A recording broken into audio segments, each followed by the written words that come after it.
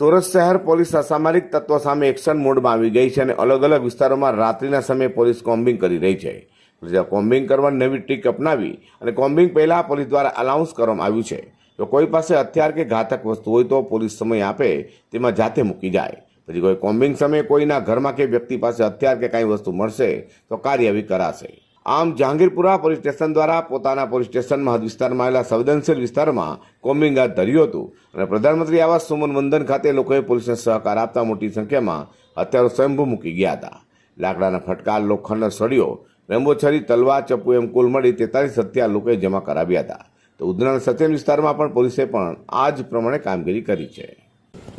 હવે મહેરબાન police commissioner સાહેબ સુરત શહેર સાહેબના તરફથી જાહેરનામું બહાર પાડવામાં આવે છે. જે જાહેરનામા હેઠળ એવા કોઈ પણ શસ્ત્રો, દંડા, લાકડી, લાઠી, તલવાર, ભાલા, સોટા, ખંજર, ચપ્પા અને શારીરિક હિંસા પહોંચાડવામાં ઉપયોગમાં લઈ શકાય તેવી તમામ ચીજોનો ઉપયોગ કરવો અને તેને સાથે રાખવા અને પ્રતિબંધિત કરવામાં આવેલું છે.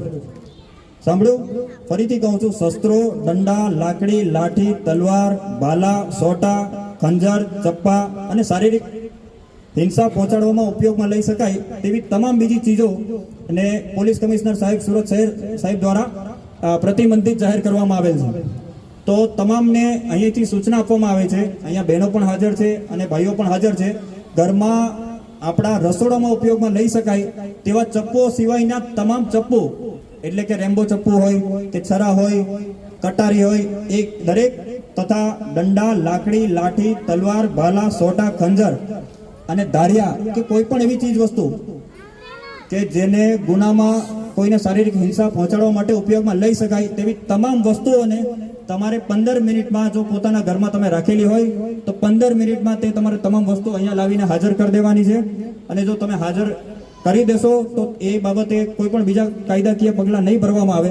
પરંતુ જો તમે અહીંયા હાજર નથી કરી લાવ્યા અને તમારા ઘરમાં તમે વસ્તુ રાખો છો અને પોલીસ ચેકિંગમાં જો એ વસ્તુ મળી આવે છે તો તે ગુનાહિત કાર્ય ગણાશે અને તેના વિરુદ્ધ કાયદેસરના પગલાં લેવામાં આવશે.